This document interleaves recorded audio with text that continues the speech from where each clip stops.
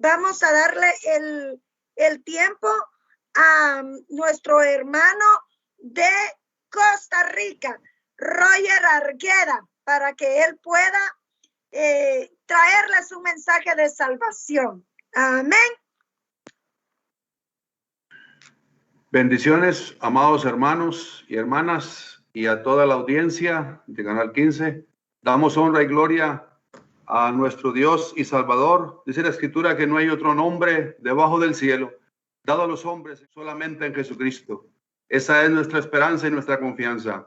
El tema que se nos pide es tiempos de prueba en la vida del creyente. Y creo que, como decía la hermana hace un rato, nuestro caminar en Cristo es un proceso donde uno va siendo probado y siendo tratado por Dios a nivel personal, a nivel familiar, a nivel de ministerio, y sobre eso es que queremos un poco hablar. Creo que me están escuchando bien, ¿sí? Amén. Amén. Amén. Entonces, yo quiero que estemos ubicados en el libro de Primera de Samuel, capítulo 30. Primera de Samuel, capítulo 30. Mientras lo busca ahí, quiero decirle que honro a Dios, glorifico al Señor por esta oportunidad. Y bueno, quiero es que una palabra de parte de Dios pueda quedar sembrada en su corazón. Jesús en algún momento le dijo a los que lo perseguían y lo confrontaban: he hallado un mal en ustedes, y es que mi palabra no haya cabida en vuestros corazones. Y si algo he entendido, hermano, es que cuando uno puede aceptar esa palabra, sembrarla en el corazón, Dios tiene libertad para trabajar en nosotros. Y bueno, quiero leer 10 versos de ese capítulo, a ver hasta dónde podemos avanzar ahí. 10 versos del capítulo 30 de Primera de Samuel. Dice: cuando David y sus hombres vinieron a Siclag al tercer día, los de Amalec habían invadido el Niuey y a Siclag, y habían asolado a Siclag y le habían prendido fuego, y se habían llevado cautivas a las mujeres y a todos los que estaban allí, desde el menor hasta el mayor, pero a nadie habían dado muerte, sino se los habían llevado al seguir su camino. Vino pues David con los suyos a la ciudad, y he aquí que estaba quemada, y sus mujeres y sus hijos sus hijos e hijas habían sido llevadas cautivas. Entonces David y la gente que con él estaba alzaron su voz y lloraron, hasta que les faltaron las fuerzas para llorar. Las dos mujeres de David, Ahinoam jezreelita y Abigail, la que fue mujer de Nabal el de Carmel, también eran cautivas. Y David se angustió mucho porque el pueblo hablaba de apedrearlo, pues todo el pueblo estaba en amargura de alma, cada uno por sus hijos y por sus hijas. Mas David se fortaleció en Jehová su Dios. Y dijo David al sacerdote Abiatar, hijo de Ahimelech: yo te ruego que me acerques el efod. Y Abiatar acercó el efod a David, y David consultó a Jehová, diciendo: ¿perseguiré a estos merodeadores? ¿Los podré alcanzar? Y él le dijo: síguelos, porque ciertamente los alcanzarás, y de cierto librarás a los cautivos. Partió pues David, él y los 600 hombres que con él estaban, y llegaron hasta el torrente de Besor, donde se quedaron algunos. Y David siguió delante con 400 hombres, porque se quedaron atrás 200 que cansados no pudieron pasar el torrente de Besor. Tremendo texto, tremendo texto. Quiero empezar diciendo que las adversidades, las situaciones difíciles sobrevendrán sobre cada uno de nosotros como seres humanos, como creyentes. La adversidad no avisa, de repente aparece. Curiosamente, David venía de servir a Aquis, había servido a Aquis alrededor de 1 año y 4 meses, y ahorita él viene de 3 días de camino porque los príncipes de los filisteos no quisieron que David siguiera con Aquis. Esto sucede cuando David es perseguido por Saúl y tiene que dejar la tierra de Israel. Cuando ellos tienen que venir contra Israel, ellos despiden a David. Y David viene de 3 días de camino. Y qué tremendo es entender el hecho de que llego de repente, después de una jornada fuerte, esta es fuerte, son 3 días. Y entonces uno cuando viene del trabajo, de una jornada, como algunos de ustedes hoy estarán llegando a su casa, ¿qué es la expectativa que se trae? Es llegar, comer, participar, saludar, que me atiendan, contar mis cosas, ser atendido, recibir esa amabilidad del hogar, ese ambiente ahí. Y se encuentra con eso que leímos. Leímos que la ciudad esta había sido quemada y que todos habían sido llevados cautivos. O sea que ya no habían cerdos, chanchos, se dice aquí en Costa Rica, ya no habían terneros, ya no habían novillas, no había vaca, no había provisión, no había la cosecha, no había la fruta, no estaba la gente. Lo que estaba la ciudad era echando humo. Una adversidad tremenda, fuerte, fuerte, fuerte. La Biblia habla acerca de un día malo. Dice que nosotros necesitamos tener comunión plena con Dios para que podamos resistir con toda la armadura de Dios encima el día malo. Y habiendo acabado todo, estar firmes. Y creo que la enseñanza que hoy quisiera en estos versículos dejar en su corazón es que hay una fortaleza especial de parte de Dios para los creyentes, para sus siervos, para sus seguidores. Entonces, cuando ellos se encuentran en esa situación, la primera reacción que veo ahí es que se angustian por causa de la situación. Se angustian, dice, que se angustiaron de tal manera que lloraron y lloraron y lloraron hasta que les faltaron las fuerzas para llorar. Y cualquiera preguntaría, entonces, ¿puedo o se vale llorar? ¿Se vale llorar en mis adversidades? ¿Se vale llorar en mis momentos difíciles? Déjeme decirle que sí, sí se vale llorar. Sí se vale revolcarse, sí se vale soltar todo lo que tengo. Qué sé yo, perdónenme la frase, los mocos, brincar, llorar, gritar, desesperarse, se vale hacer todo eso. Pero hay un lugar donde le aconsejo que lo pueda hacer. Y es a los pies de la cruz del Calvario. Es a los pies de nuestro Señor Jesucristo. Allí es donde nosotros debemos de llorar hasta que se nos acaben las fuerzas. Nunca, nunca debe el creyente, nunca debe el cristiano, nunca debe el líder, nunca debe el pastor, nunca debe el ministro llorar delante de ninguna otra entidad. Es delante de nuestro Señor Jesucristo. Sí se vale llorar, pero en un lugar correcto. Ahora, después de que dice que lloran hasta que se les fue todo lo que tenían, todas sus fuerzas, dice que, vino pues David con los suyos a la ciudad, habían sido llevados cautivas, y lloraron, sí, hasta que al final del verso 4, hasta que les faltaron las fuerzas para llorar. Quiero decirle algo, sí está bien, sí se vale, sí sirve eso. Lo que no sirve es quedarse allí. Lo que no sirve es quedarse en esa situación. He visto mucha gente a la cual el enemigo le ha tendido o le ha tirado encima la sombra de la depresión, la sombra de la angustia extrema, de la depresión, de la desolación, del encierro, hermano. Yo no sé, es gente que se mete en un cuarto, se mete en oscuridad, que padres que están alimentando a sus hijos por una endija porque no quieren salir a la luz, porque no quieren, y cuántas cosas escucha uno ahí. Y bueno, de repente vale inclusive mencionar lo que hoy está viviendo el mundo, ¿verdad? Y aconsejo que ni siquiera preste mucho oído usted a lo que son noticias, porque eso agobia, eso agranda el dolor. Yo quiero que entendamos esto para seguir. Número 1, sí se vale llorar, pero no es allí donde debemos quedarnos. Veamos qué hace David. Dice en el verso 5, las 2 mujeres de él habían sido llevadas cautivas. Habían sido llevadas cautivas ahí. Y David se angustió mucho. Quiero decirle algo aquí respecto al liderazgo, porque sé que también hay muchos líderes ahí metidos. Dice, David se angustió mucho. Y yo creo que David tenía varias razones para angustiarse. Al estar trabajando él con Aquis, él estaba engañando a Aquis y estaba merodeando en tierra filistea. Y dice que él no dejaba a nadie. Él llegaba, atacaba a un pueblo y no dejaba a nadie vivo. Eso se lo encuentra usted un poquito atrás ahí.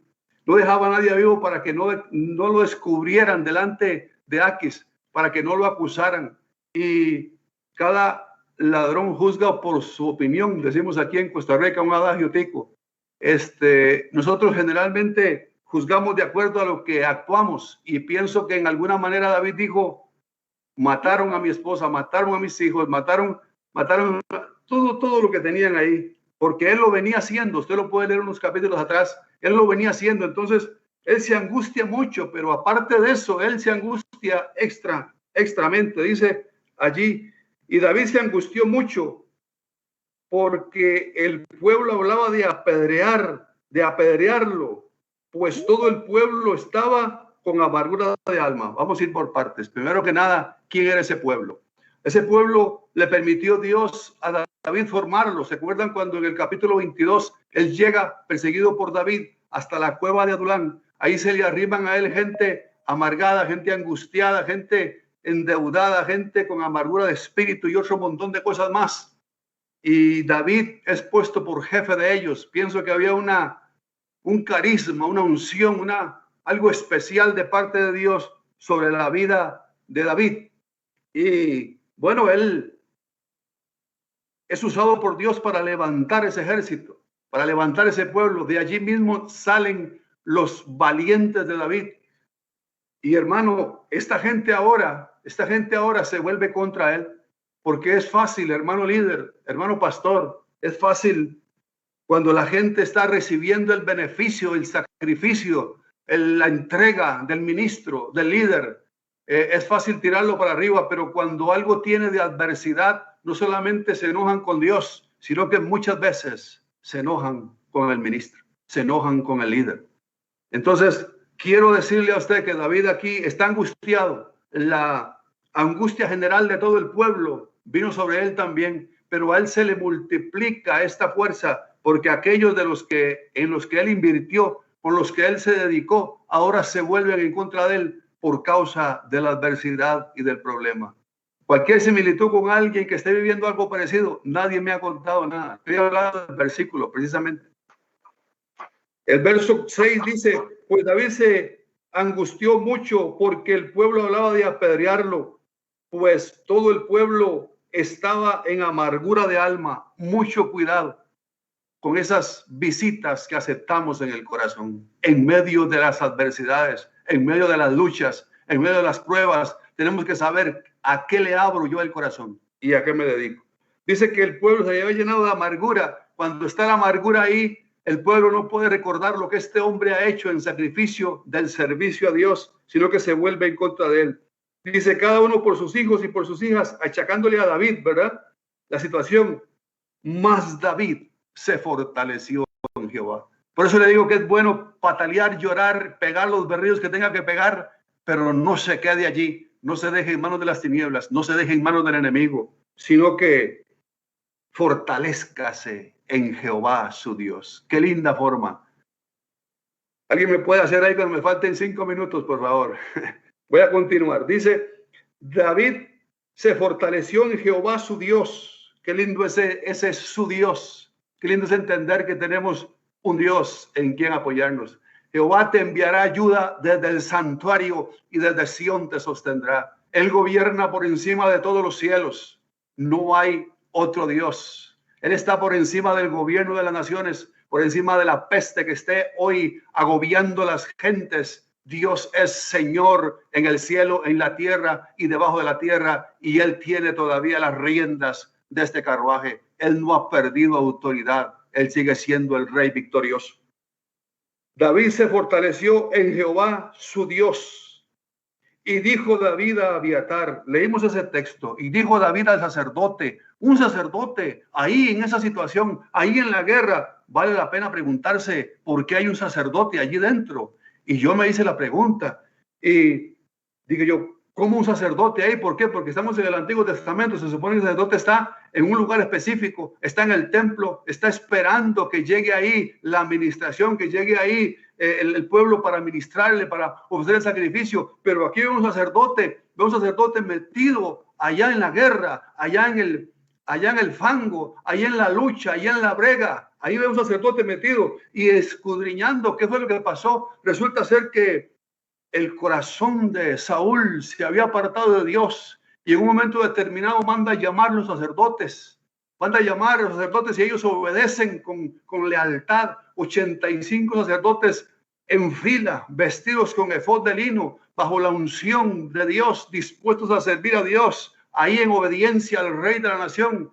Y él se enoja contra él, le maldice, eso está un poquito atrás ahí, y le dice que va a matarlos porque se supone que había ayudado a David, y sí había ayudado a David. Pero lo que quiero decirle a ustedes es que dio una orden el rey Saúl: maten a esos sacerdotes. Qué fuerte. Maten a los sacerdotes de Jehová. Y dice la escritura que cuando el pueblo de Israel escuchó, o el ejército de Israel escuchó esa noticia de parte de Saúl, nadie se atrevió a levantar una sola espada en contra de los sacerdotes de Jehová, porque sabían quién era su Dios. Sin embargo, dentro del séquito había un hombre sirviendo a Saúl que era un edonita, Doeg el edonita. Es bueno saber quién está a mi lado sirviendo.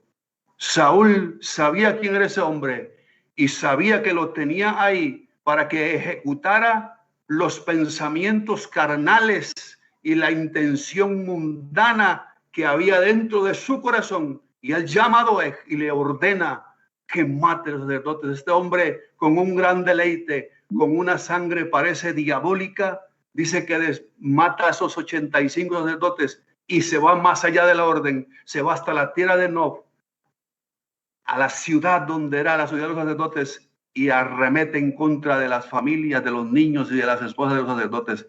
Es un tema que le dejo ahí para que escudrille. De ese asesinato, de ese pleito, escapa Abiatar y se viene corriendo a David y llega ahí a contarle a David. Y David le dice: quédese conmigo aquí. Quédese conmigo aquí. Y yo creo que ahí hay una figura de Cristo.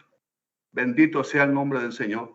Ahí hay una figura de Cristo porque Jesucristo decide en la venida de él del cielo a la tierra sacar el sacerdocio de las cuatro paredes y meterse contigo en la brega, meterse contigo ahí en la lucha, ahí meterse para ayudarte, para defenderte. Hoy tenemos auxilio de parte del Señor. Hoy Dios ya no mora en templos, hoy mora en nuestro corazón, camina con nosotros. Dice: seré su Dios y ellos serán mi pueblo, habitaré y caminaré entre ellos.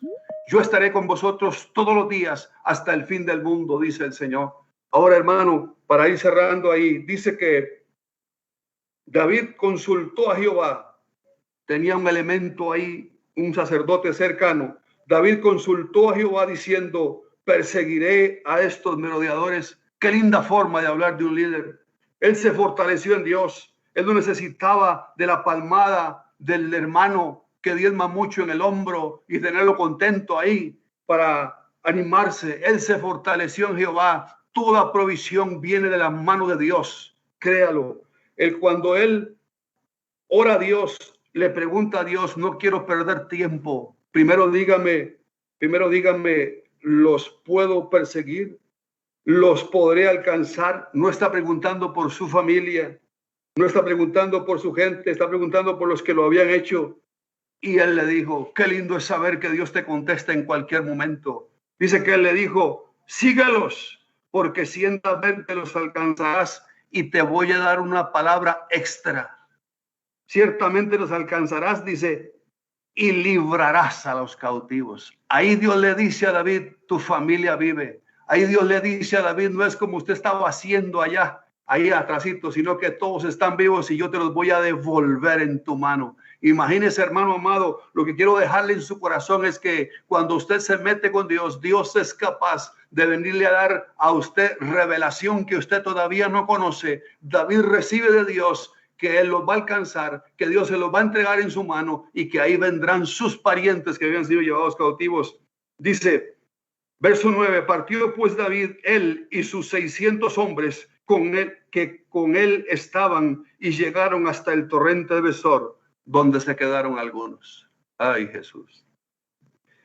Dice, donde se quedaron algunos, y el verso 10 dice, y David siguió adelante con 400 hombres, porque se quedaron atrás 200 que cansados no pudieron pasar el torrente de Besor.